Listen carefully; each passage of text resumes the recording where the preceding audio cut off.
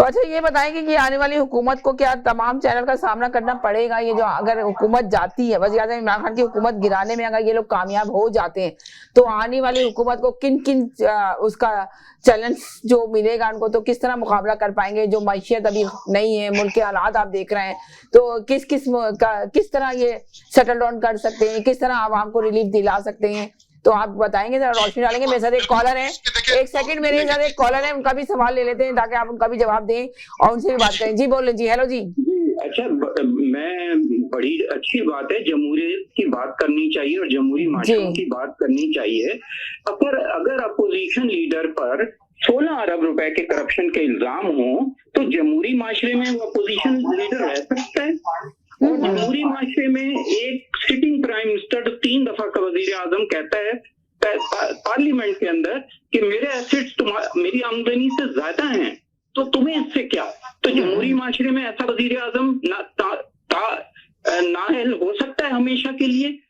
और जमहूरी माशरे में जरदारी, जिसके ऊपर एक छोटे छोटे जो ठेले वाले हैं, कोई गोलगप्पे वाला है, कोई और इसी तरह का जो है, उसके ऊपर अरबों रुपए उसके अकाउंट में आ जाते हैं।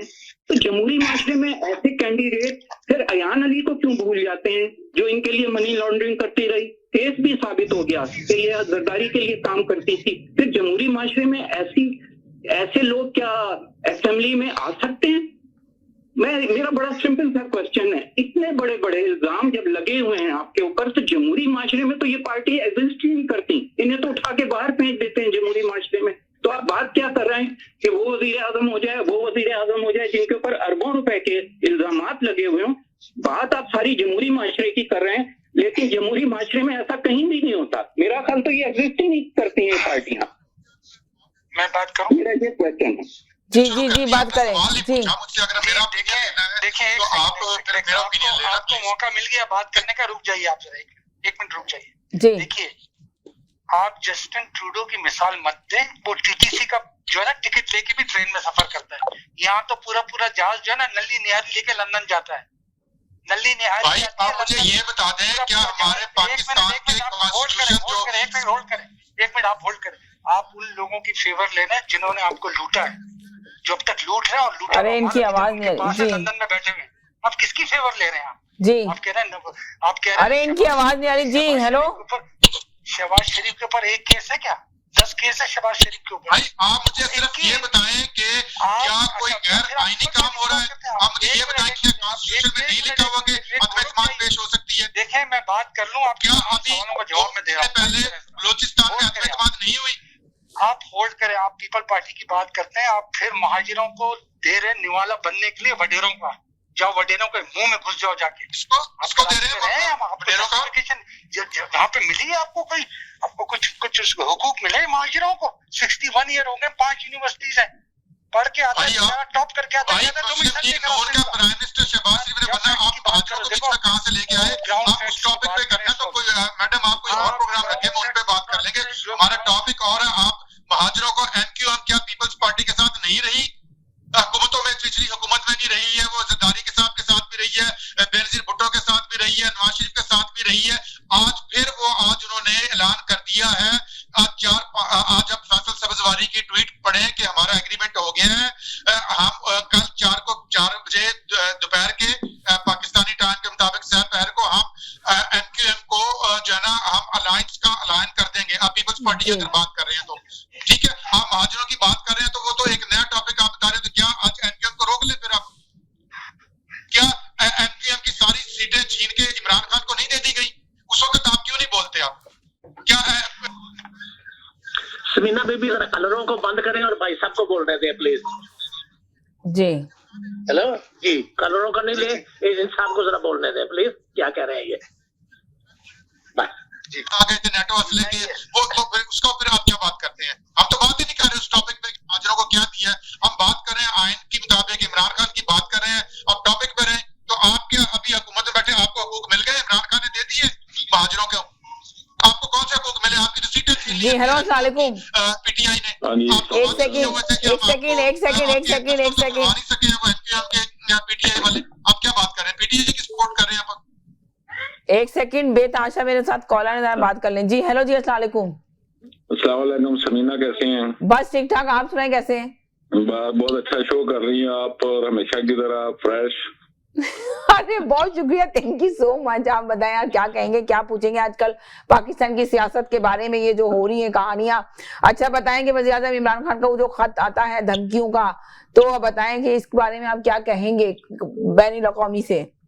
देखें, बात ये है कि एक सेकंड मैं आप ही को लूंगी। एक सेकंड के लिए सारे कॉलर मेरे साथ रहें और थोड़ी छोटी बात करें मेरे साथ। एक ये भी है, अगर इनसे कोई पूछना है ताहिर रहो साहब से कुछ सवाल आपके जहन में, तो आप जरूर आप लोग पूछ सकते हैं, मैं लिख के रखूंगी और इनसे जवाब लेके जरूर दूंगी, पर छोटी छोटी बात करें ताकि बेताशा कॉलर है सबको मैं एयर करना चाह रही हूँ। एक सेकंड होल्ड कीजिएगा, एक सेकंड होल्ड करें, मैं 1 मिनट के लिए। जी हेलो जी, लाइन काट के क्यों चले जाते हैं आप? वालेकुम सलाम। जवाब देना चाह रहा हूँ, ये बात जो कह रहे हैं एमकेएम की, जी तो भाई वो वक्त वो उनसे बात करो तो वो कहते हैं कि जी आप पुरानी बातें क्यों निकाल रहे हैं।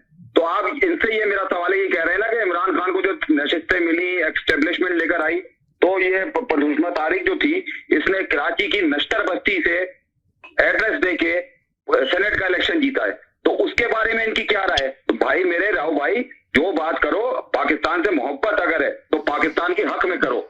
इसमें पीपल्स पार्टी या किसी पार्टी को सपोर्ट ना करो। पार्टी की जो कोई बात नहीं करे, हम तो मौजूदा सूरत पर बात कर रहे हैं। मैं ये कह रहा था कि सर आप मुझे बता दें कि जो 1973 का एक सेकंड राय साहब, एक सेकंड इनका मैसेज ले लूं, फिर इसके बाद अदम एतमाद का जिक्र नहीं है क्या? क्या कोई गैर आईनी काम हो रहा है? अरे दोनों एक साथ ना बोले। एक सेकंड मैं आप लोगों को बोल रही हूँ, एक करके बोले, आप बोले फिर इसके बाद मैं इनसे बोलूंगी। जी बोले, क्या कह रहे हैं? जी सिस्टर जी, तो ये राव भाई जो कह रहे हैं ना महाजिरों की बात, के महाजिरों ने पहले भी एमक्यूएम का साथ दिया, मुस्लिम लीग नून का भी दिया, तो भाई महाजिर तो पैदा ही पिसने के लिए हुआ है।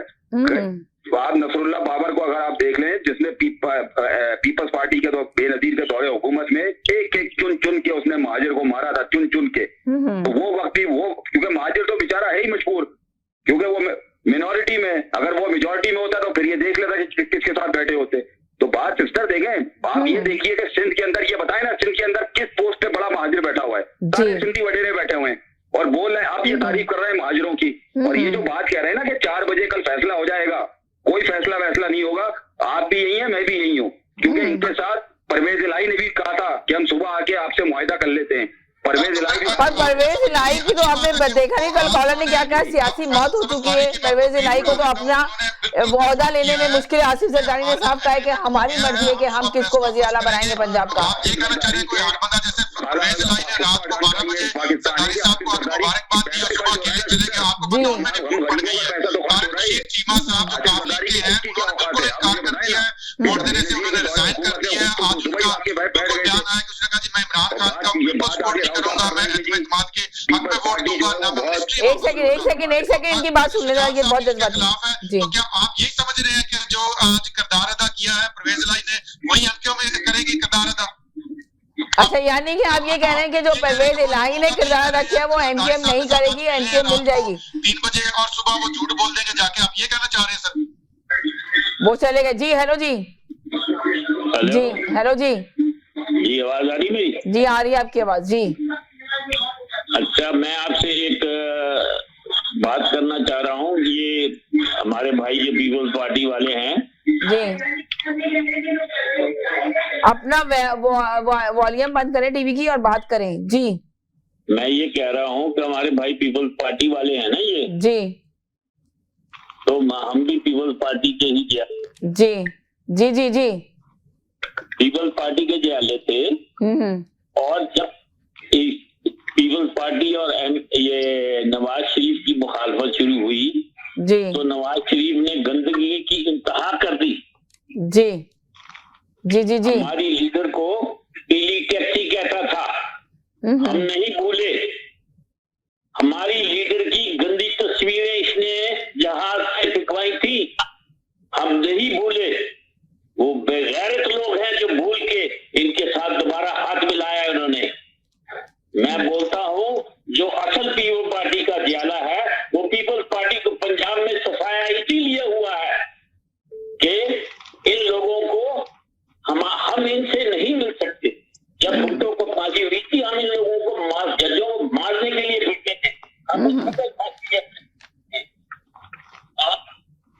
जी आपको मैं जवाब दे दूं, इस बात का।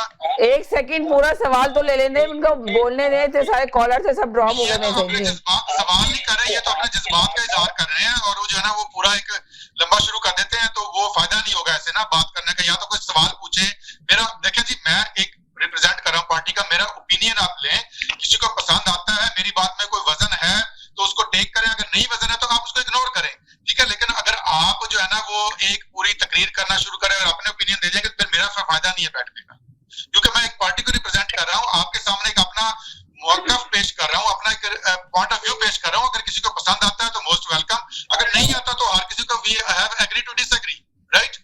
आप मेरी बात सुने, आपको आप अच्छी लगती है जी आप बताएं, आपकी क्या बात है, बताएं। तो आप छोड़ दें। हमारी बात का जवाब दें कि जो ये माजी भूल गए हैं क्या किया है, ये भुट्टो की वजह से और बेनजीर की वजह से पार्टी है। ये आजकल के जी मैं इसका जवाब देता हूं, एक सेकंड आप जरा चुप रहें जरा सा। एक कॉलर है, ये बहुत देर से मेरे साथ है। जी हेलो जी,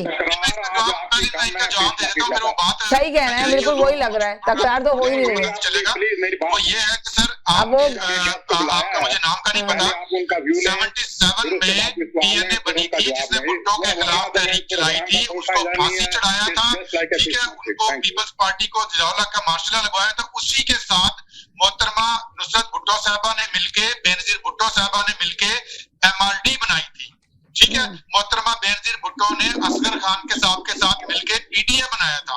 उनके साथ जो आज भी वो असगर खान के जो मशहूर है जिसमें उन्होंने धांधली की थी, आईजीआई बना के आईएसआई ने और इमरान नवाज शरीफ को जिताया था। सर ये बेनजीर भुट्टो साहबा की जिंदगी में ही उन्होंने इत्तेहाद किया था, charter of democracy Nawaz Sharif के साथ किया था। आप अगर पीपल्स पार्टी के बंदे हैं, अगर आप जिसको क्लेम कर रहे हैं, तो आप मोहतरमा बेनजीर भुट्टो शहीद को गाली दे रहे हैं, आप मोहतरमा नुसरत भुट्टो को गाली दे रहे हैं, आप पीपल्स पार्टी के लोगों को बेगैरत नहीं कह रहे हैं।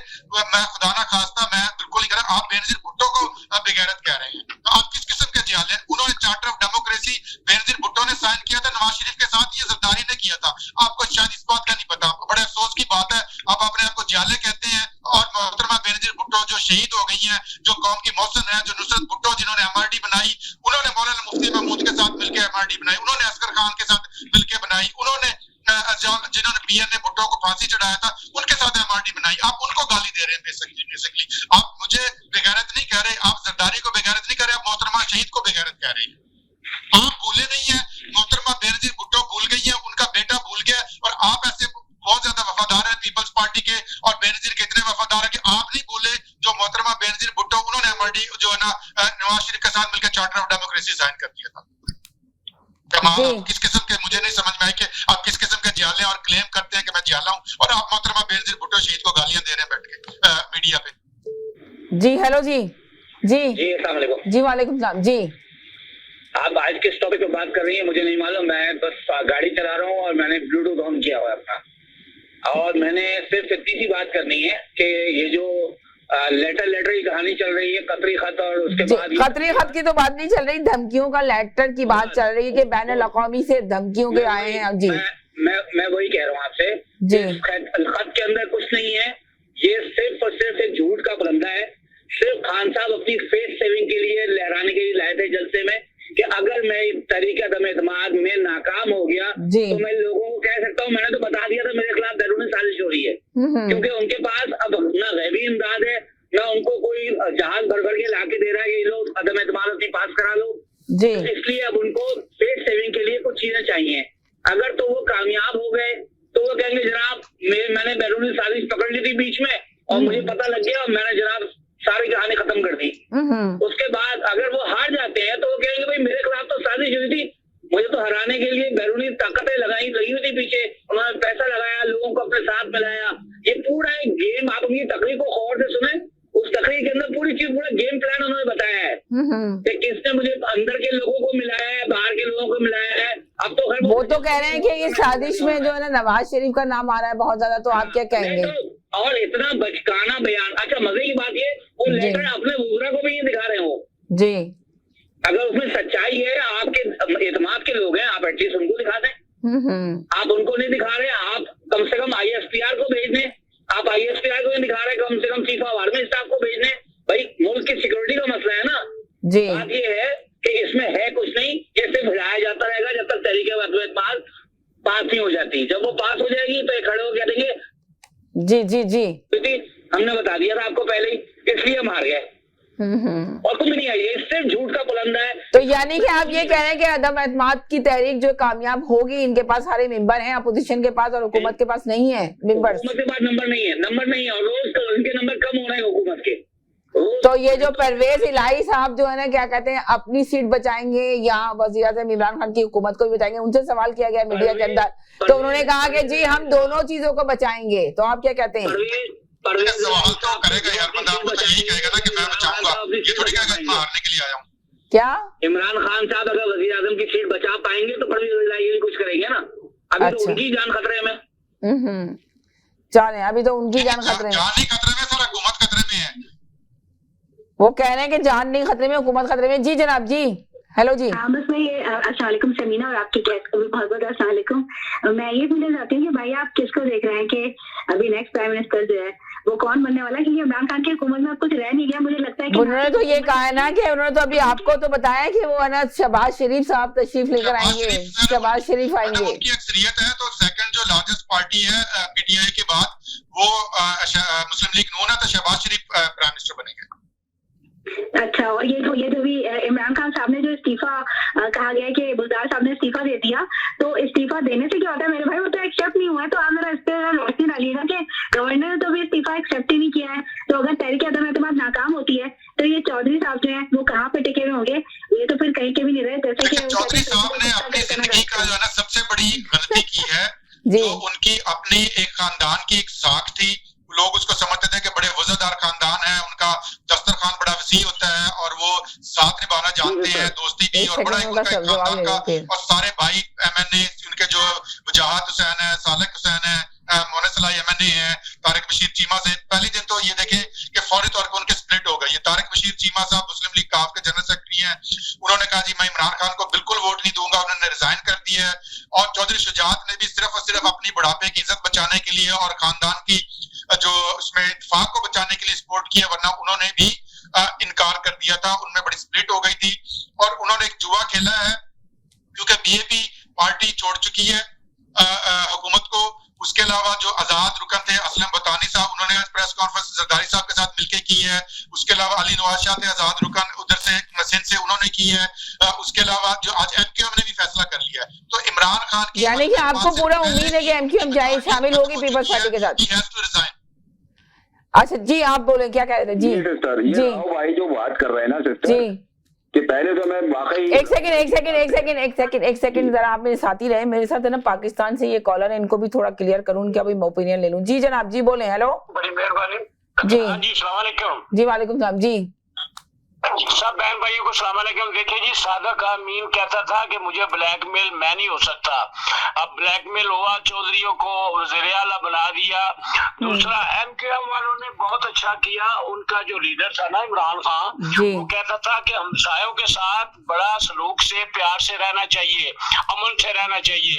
अब एमक्यूएम वालों ने जो फैसला किया बहुत अच्छा किया कि वो सुन्नियों के साथ मिलकर रहे, अपने काम मिलके करें, तो फिर मजा है। अब तेरा क्या बनेगा? अमेरिका वाले खा लिया, तेरा क्या बनेगा? मुझे समझ नहीं आ रही। थैंक यू सो मच जी, फिर इंशाल्लाह बात होती है, मैं होल्ड भी रखना जी। हेलो जी जी जी।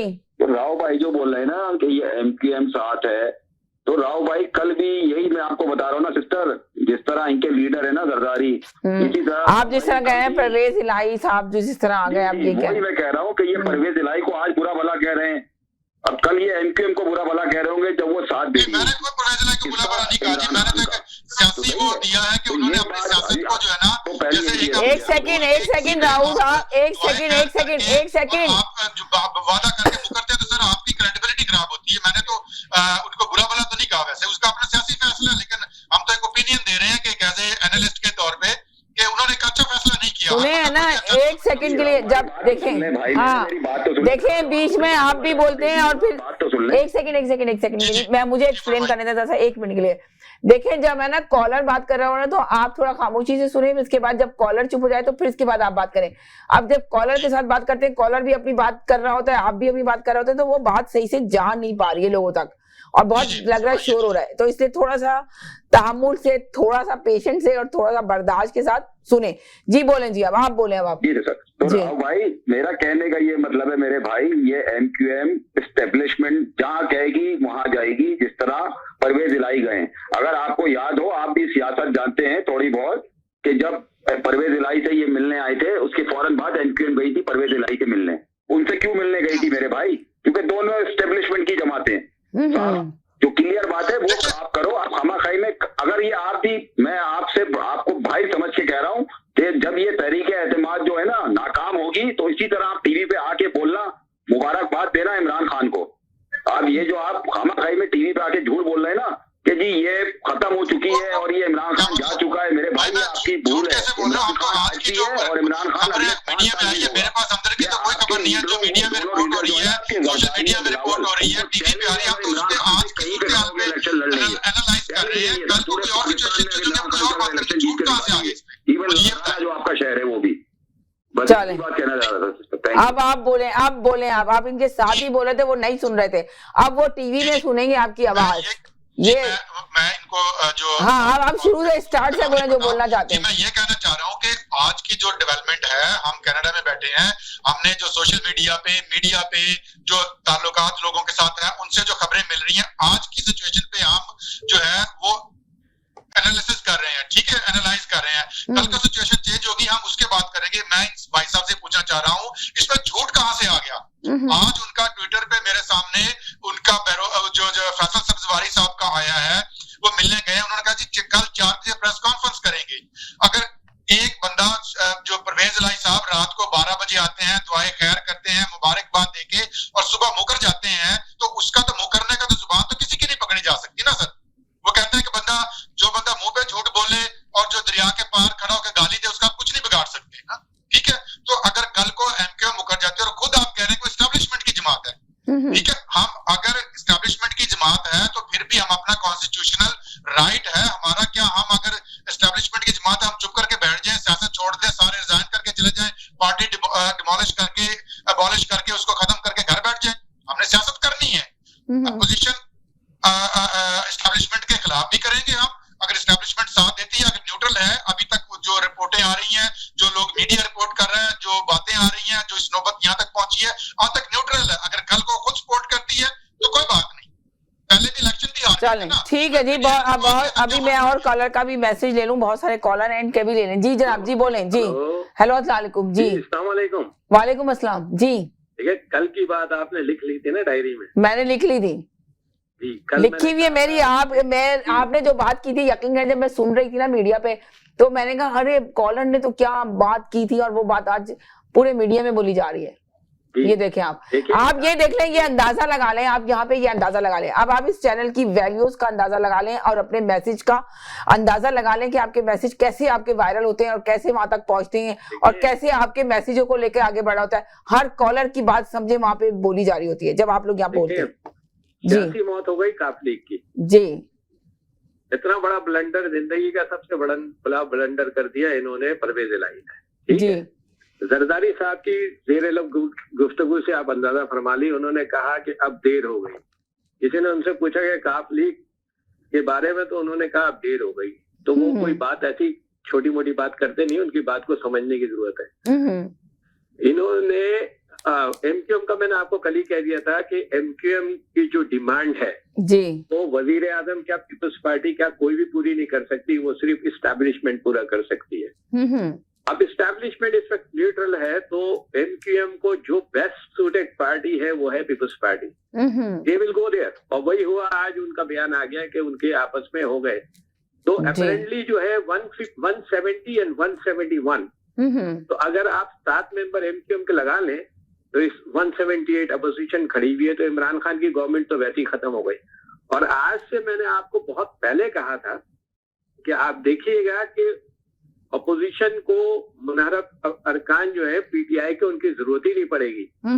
आपको मैंने कहा था कि ये MQM, बाप पार्टी और काफ लीग ये जाके उनके साथ मिलेगी, और बिल्कुल इसी तरह हुआ। आपको उनके मुनारफ अरकान को पेश करने की जरूरत ही नहीं है, आपके पास ऑलरेडी 178 वोट्स इस वक्त हैं।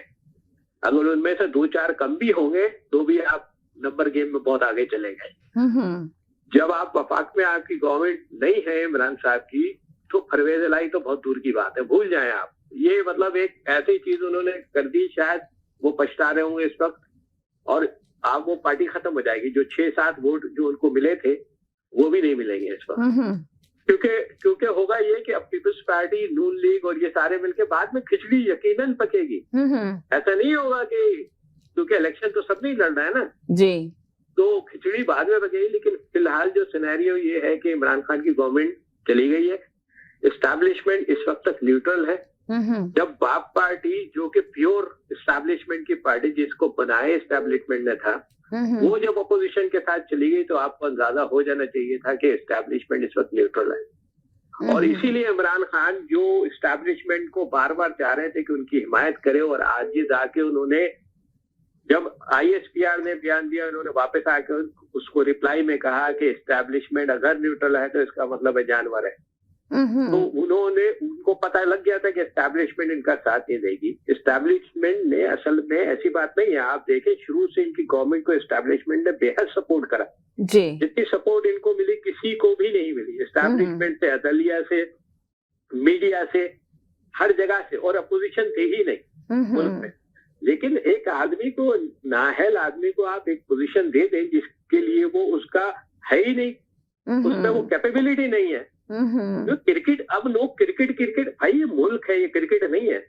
और उसमें भी क्रिकेट में ये है कि ये बारिश हो जाएगी तो वो जीत जाएगा, और ये हार जाएगा तो हम चले जाएंगे। ये मुल्क जी जी जी जी सियासत है, तो इसमें ये कहानी मुक गई PTI की। अब आप ये समझे, that is my opinion. Thank you, बहुत शुक्रिया जी।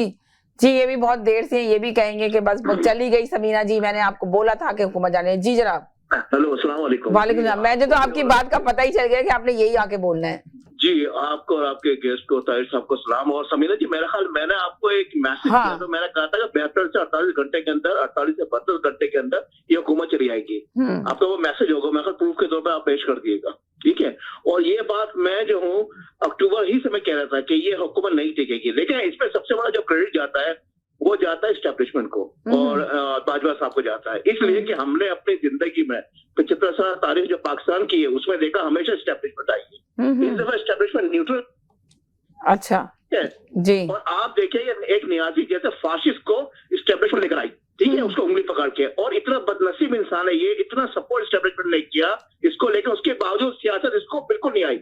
इसके पास सियासत तो है ही नहीं, शख्स के पास। देखिए, इस शख्स के पास सियासत सब कुछ थी, पर इस शख्स के साथ जो काबीना में लोग बैठे थे, मैंने हमेशा अपने प्रोग्राम में सुना, सुने मेरी बात, एक मिनट के लिए मेरी बात भी सुन लें। मैंने हमेशा अपने शो में यही कहा कि वज़ीर-ए-आज़म इमरान खान बहुत अच्छे इंसान थे, एक ऑनेस्ट इंसान थे। मैं अभी भी कह रही हूँ, ईमानदार ऑनेस्ट इंसान थे, कुछ करना चाहते थे मुल्क के लिए। वो चाहे ताहिर रावत हो, ज़ाहिर पीपल्स पार्टी के वो हैं, क्या कहते हैं, पार्टी से ताल्लुक रखते हैं, अपनी पार्टी को और कोई सपोर्ट करता है, पर मैं न्यूट्रल पाकिस्तान के लिए बात कर रही हूँ। एक सोचिए, पाकिस्तान के लिए एक वो अच्छा इंसान था, करना चाहता था, पर काबीना में जो उसके लोग थे, जो इर्द गिर्द थे, वो उसके साथ सही नहीं थे, उसको सबसे ज्यादा देखने की जरूरत थी। ये आप नहीं मानते, पर मैं इस चीज को जरूर मानती हूँ। मैं आप लोगों को सबको क्लियर करना चाहती हूँ। जल्दी जल्दी जी बोले। जी हेलो जी।